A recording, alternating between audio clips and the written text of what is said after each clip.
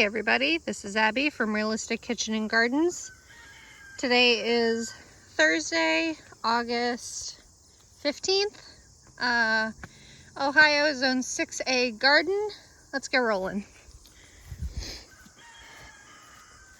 And Leo will serenade you.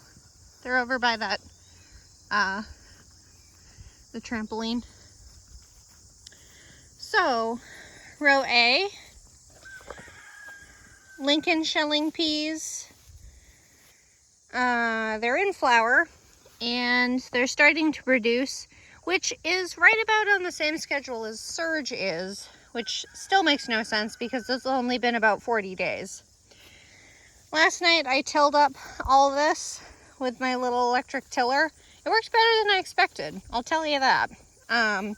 We haven't had rain in quite a while, at least a week now. So again, the tiller worked better than I thought. So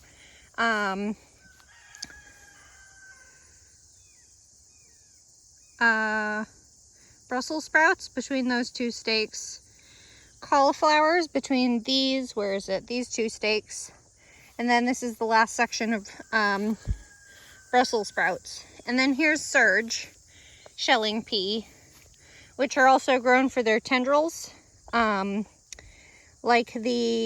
They're treated kind of like pea shoots. You just you eat them for just being fresh and crunchy. I've never bothered eating them. Not my cup of tea. You do you. But there are already some peas on here. There's one pea there. And there's a couple here. So you can eat these as snow peas when they're still young and tender. But they're not, but they are shelling peas. You harvest them for shelling peas. And then row B, I finally got tilled and everything planted and covered. It's going to be a high of 87 today. So these aren't actually attached very much, but this is the broccoli. This is blue ribbon broccoli. There's 5 of them. I need to get these. These are hoops I made, so I need to get them sunk a little more evenly. And then this is I'm doing 1 bravado broccoli, or 3 bravado broccoli, which is a heading broccoli also, but they don't get nearly as big. And then there's also 2 kale. That's West Lansing. They're supposed to be very cold hardy. And then there's 6 or 8 sprouting broccoli. Burgundy sprouting broccoli, which I've done the last, is it 2 years? I think it is. It's very cold hardy, but it produces only those little side shoots. But I had 6 plants last year and we had plenty. There's another purple sprouting broccoli that looks a little better. And then the last is cauliflower. I'm doing Denali, which is white. Trying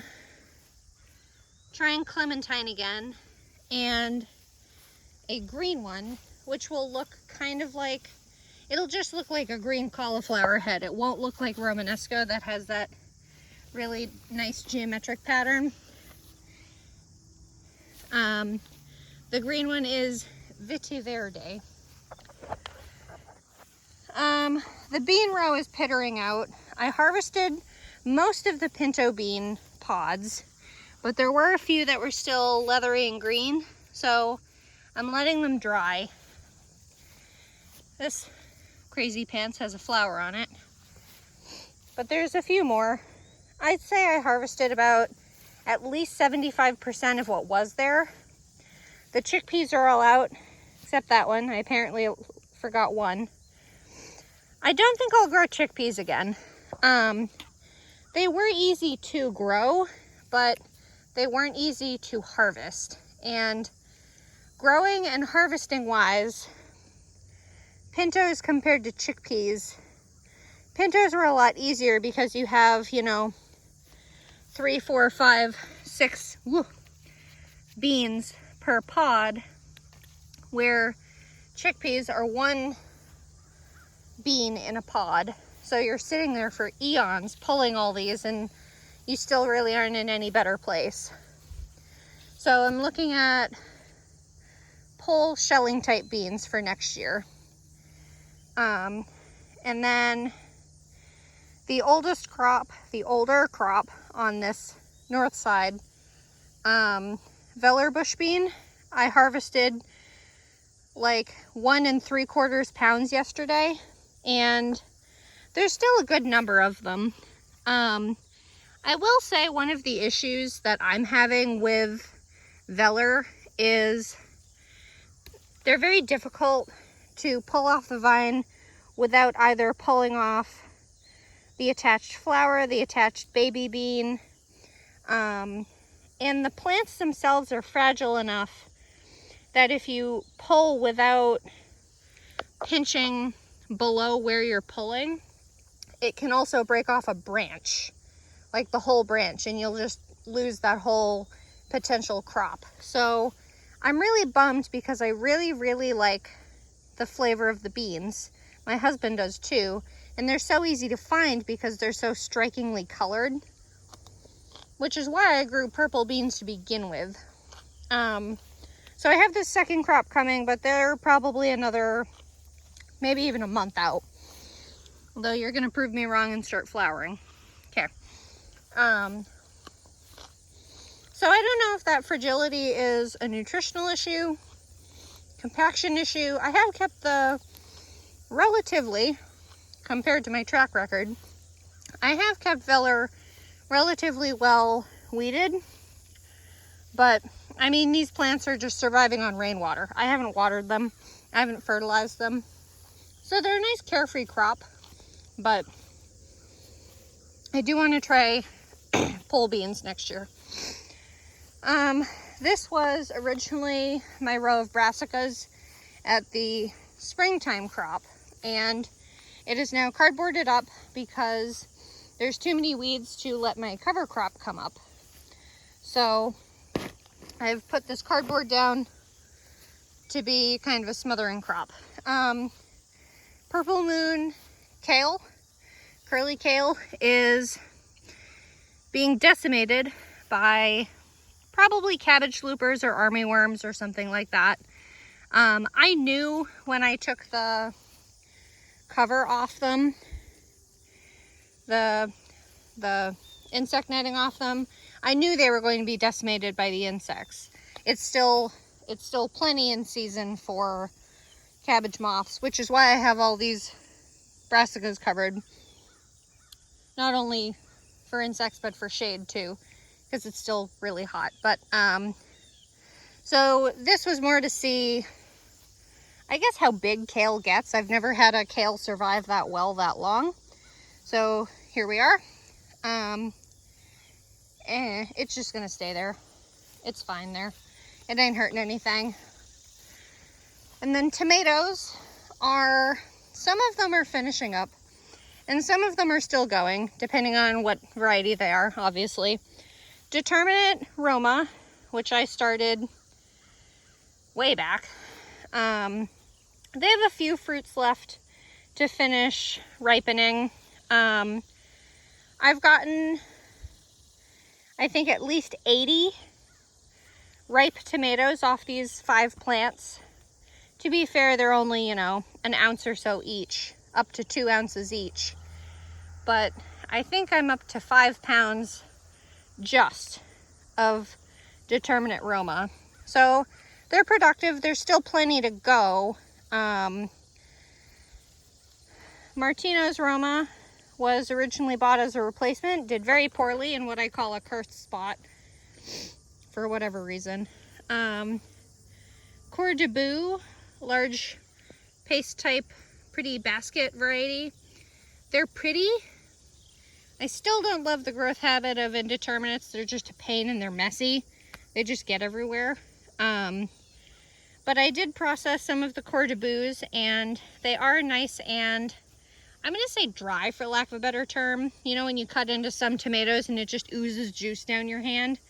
With a canning type or a paste type tomato, you want them to be relatively dry so that you don't have to cook your sauce for absolute eons. So at least there's that. But they do also tend to have, well, that's blossom end rot, but I'll tear that off in a minute.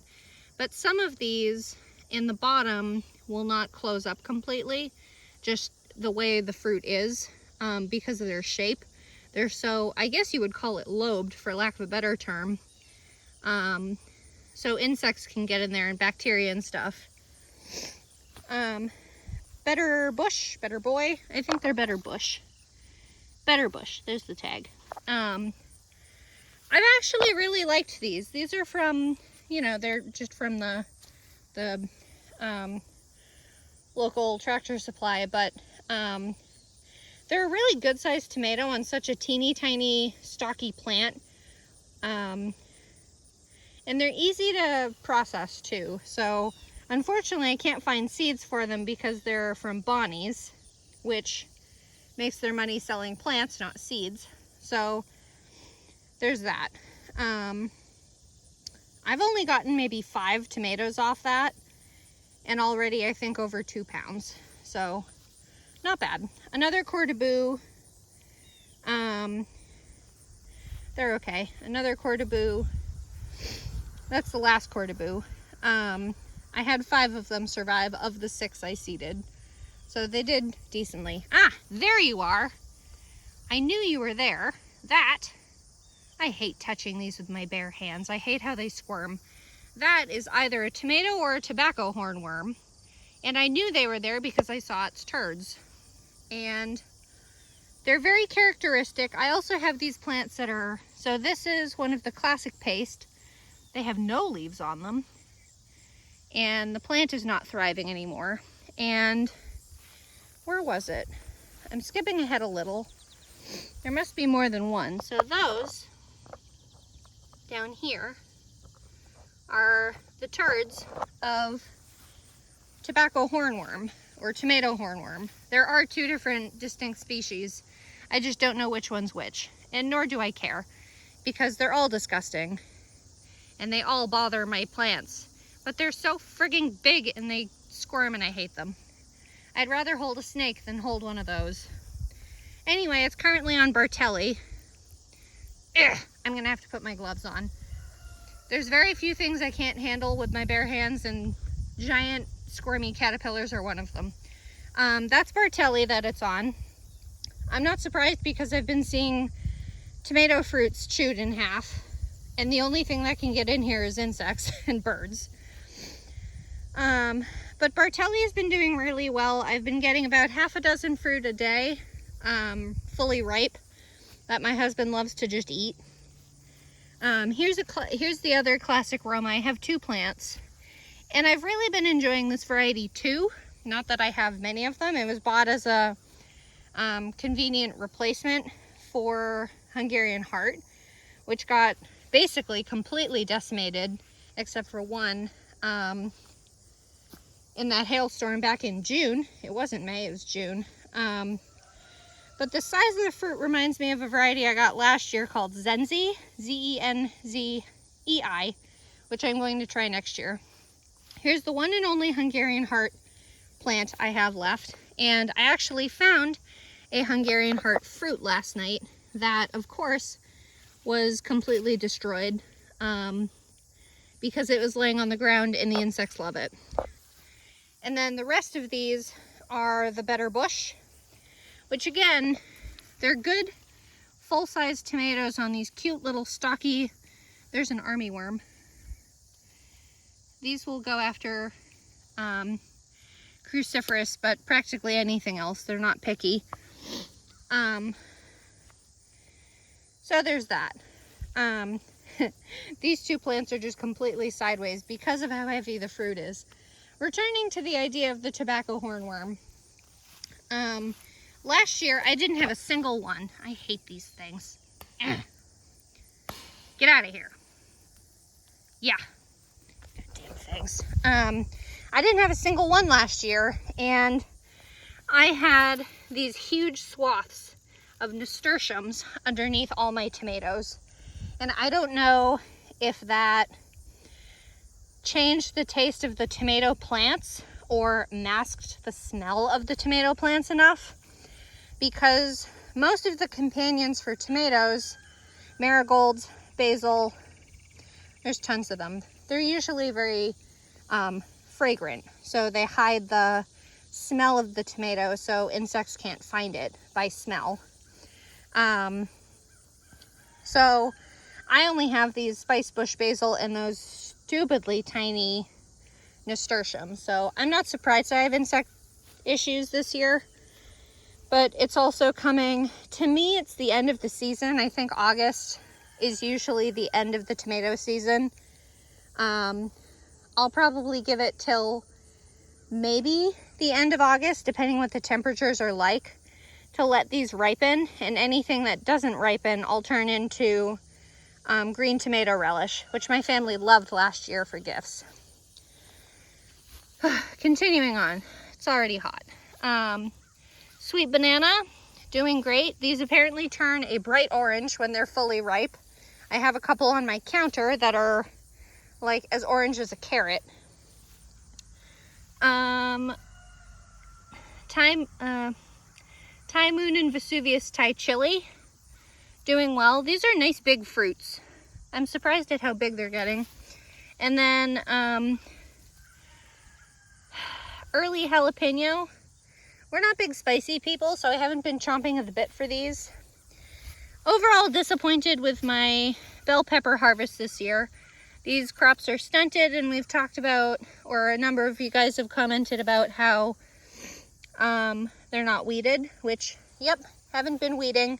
I haven't been announcing it repeatedly just because I think it gets annoying, but I am just shy of 6 months pregnant now, so bending over and weeding in the sun doesn't happen. So they can have their weeds, they'll be fine. Bell peppers are easy enough to find locally, so I'm really not mad. But anyway, these are Gold Calendar bells, Emerald Towers basil, which I have liked, but it's stunted here. Snapdragons were excellent this year, growing more again next year. And then somewhere in here we switched to classic Cal Wonder Bell, which ripened to red. Again, all these plants are so stunted and dwarfed. I mean, this is a plant here, and it actually had a flower on it a couple weeks ago. There it is. It's even fruiting. Look at that. Sad and dry, but you know. Mrs. Burns lemon basil will be one of my companions next year for tomatoes. And catnip, living its best life as a pollinator feeder. Potatoes. Whenever we mow the lawn and I don't have anywhere else to put the clippings, I'll put the clippings on here just to keep piling it up.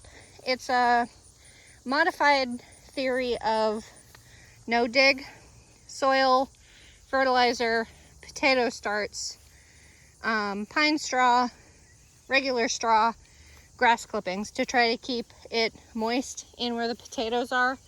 But I have a feeling that the potatoes have rotted in here because it's been hot and dark and damp. So that was my last ditch effort. It is what it is. It was 3 different plant starts or potato starts from the store. Premium white, Yukon Gold, and red Moreland, whatever they're called.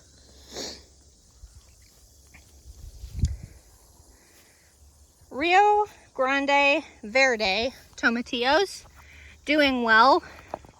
Lots of these husks are getting big and they're going to be filling out with fruit. It will be restocking my Salsa Verde stock for the year. Here's one that's actually ready.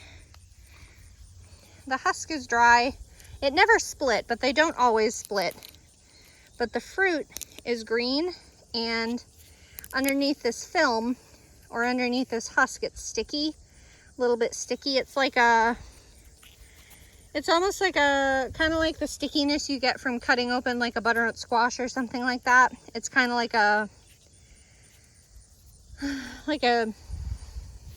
it sticks to your hand and it's hard to get off. So, but these are, they're not like tomatoes. They vaguely look like tomatoes, but that's it. Lots of seeds, and they're kind of tart. I only use them for salsa verde. So I'm gonna put that down here and I'll come back for it after I finish recording with you guys. Failed celery patch. Just swiped open there's one celeriac doing excellent. Sweet pea pods. These are not edible. They're from the flower sweet pea, which I tried to have as companions to my celeries because I did Oregon shelling peas last year as companions, and the celeriac did great. But they are not doing that this year. Here's the third one. These are supposed to be grown for their roots, and these should be bigger than my fist by now, and they're not. So this year is a failure. The rest is Utah tall celery, which is a stalk type celery.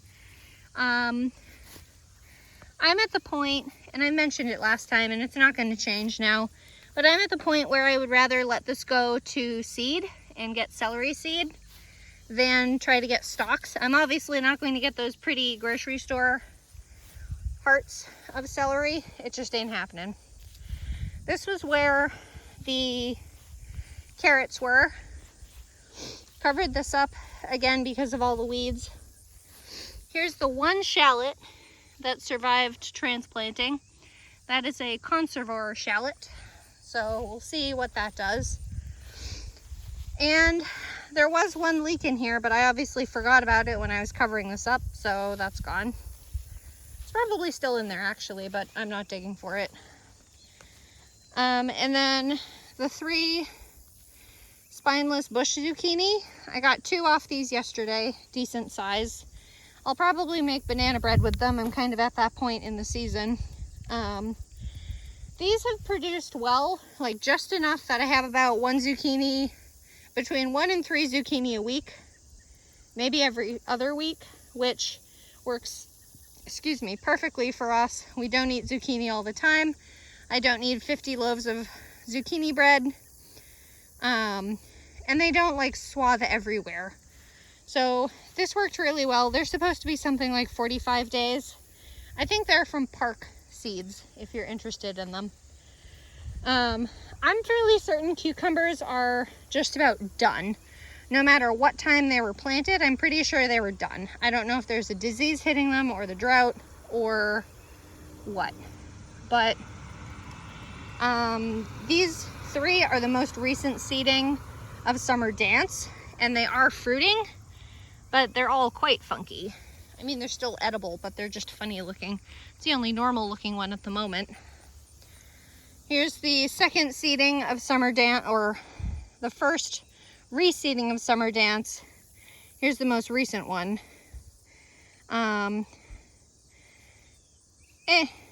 You see what I mean? I mean, I did fertilize these. It probably hasn't really fully kicked in yet, but probably due to lack of cross-pollination, or because of cross-pollination, they're all getting weird and curly, or a nutritional deficit or something like that. I've gotten a ton of cucumbers this year. I'd be fine if all these died today. That's the oldest, that's the one oldest Summer Dance that was originally seeded indoors in April, and it's been producing since, and it's still trying to produce. It just has a weird curly Q.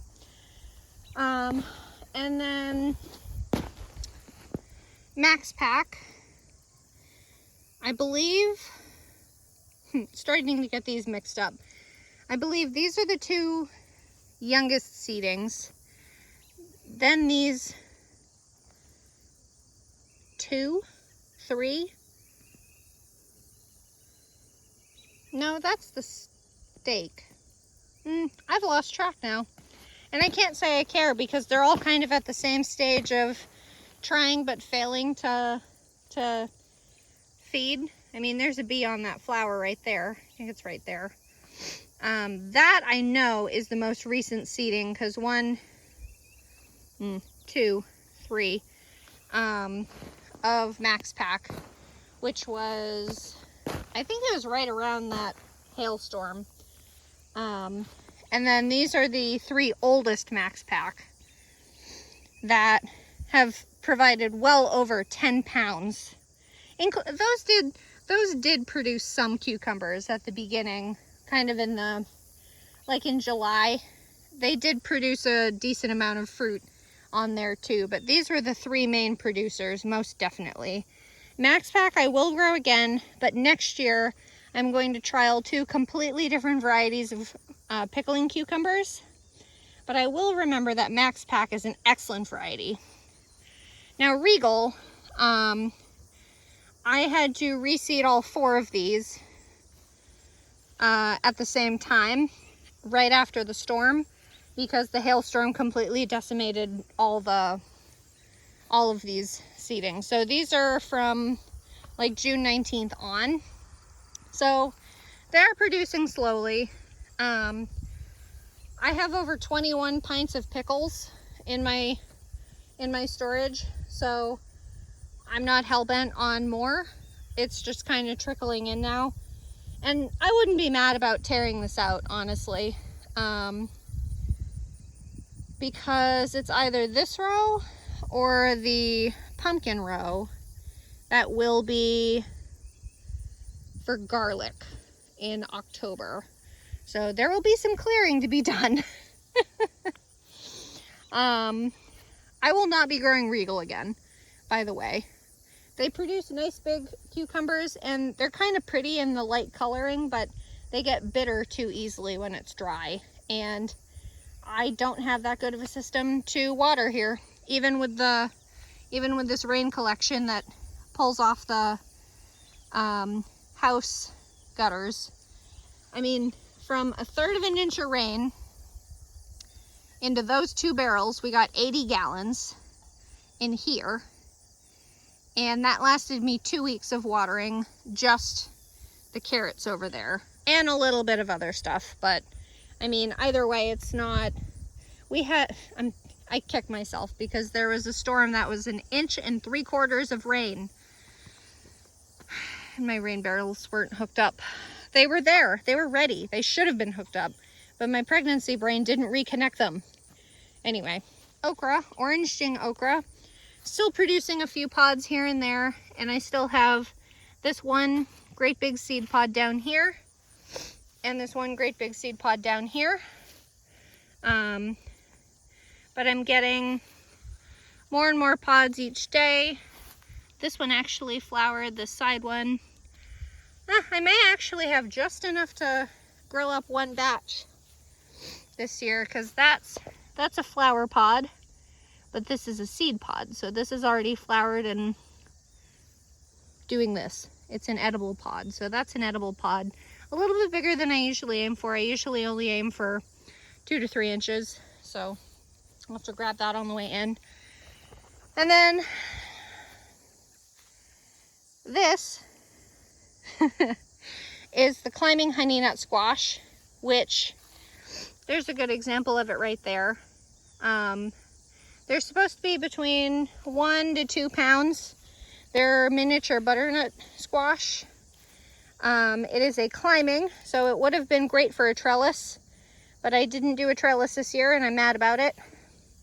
Little Ladybirds Cosmos from, I believe, Renee's Seeds.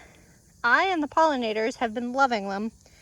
I really like you always think about vegetable gardens being just vegetables, but I have gotten so much joy from even simple things like these marigolds. Cosmos are one of my favorites, so there's that. But they're just so fun, and these ladybirds have such a beautiful leaf pattern to them compared to regular cosmos. But I'm eyeballing a very dwarf variety of these that only get a foot tall. These are still about 3 foot tall. That one certainly is. But, and then in here somewhere, but I'm not going to disturb because there's so many flying insects, is, I think it goes Night Shift first. So here's the leaves to Night Shift, which is an acorn squash. It's a dark green squash that is supposed to store very, very well. There's one of them in here, but again, I'm not reaching in because I've already been stung doing that once this season. I expect there's probably at least a dozen Night Shift in here. Fruits. They're supposed to be an excellent storage variety of acorn squash, but there's 2 plants, between 2 and 4 plants total. And then there's 2 very sad plants in here somewhere of these that this plant is actually dead, so I can pick this if it'll even survive. But this is supposed to be sweet nut acorn from Baker Creek. Look at me wearing shoes for once, only because the grass is wet. These are supposed to be an acorn type squash that have pepita style seeds. So the hull-less pumpkin seeds. And then speaking of pumpkins, I can't see because it's so bright on the screen. I think it's there.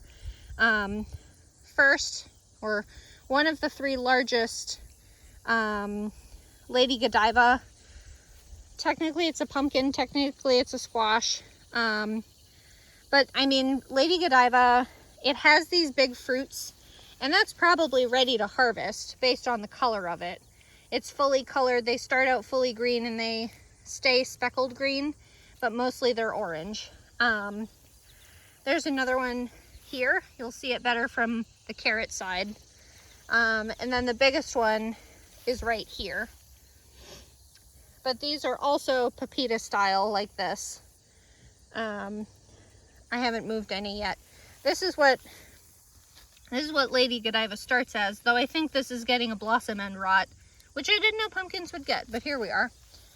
And then Cal Wonder Bush watermelon. There's supposed to be 12-pound fruits, but I don't think that's happening. I have 3 so far. That was 1. Here's the oldest one. And then there's one more right here. And then there's another Lady Godiva. I think at this point I have at least 1 Lady Godiva per plant, 1 squash per plant. Those 3 watermelons were the ones that were transplanted, and these ones, 1, 2, and there it is, 3. These were directly sown. I obviously haven't been weeding them. They're obviously not doing anything. We accept this fact and we move on. And then here is one of 5. Dragon hybrid bulb fennel, which I treat as a kind of like a root vegetable. Usually you roast it or you can use it for making relish. It has the licoricey flavor to it. But these have been doing really well. I just fertilized them because they're kind of in a clay spot. My ground is clay, so we can't be surprised. And then the last thing, I need to weed this patch, but I haven't done it yet. Carrots, Bolero Nantes carrot. Some of them are 2, and I need to thin them to the strongest one. No, that is only 1. But there's 4 rows, so 1, 2, 3, and 4. Here's where 2 of them came up. 4, so there's 4 rows that run this whole length, and it's 30 feet. So assuming every single seed came up in the select spot, I should have at least 350 carrots. I really need to weed this before the grass gets too big because their roots move really fast. And then here is a batch of Thalia dill that I planted in case I had enough cucumbers to do dill pickles. There they are. And then this patch was originally the parsnips, but the parsnips failed. There's a night shift too. Oh, where's that? I guess I can't see it from here. No, it's actually right in there. The other very orange Lady Godiva, the third largest. But this cardboard was just to keep weeds from coming up too severely in this spot, and I guess letting these squash go where they wanted. But I think I will use this half of this row for overwintering onions.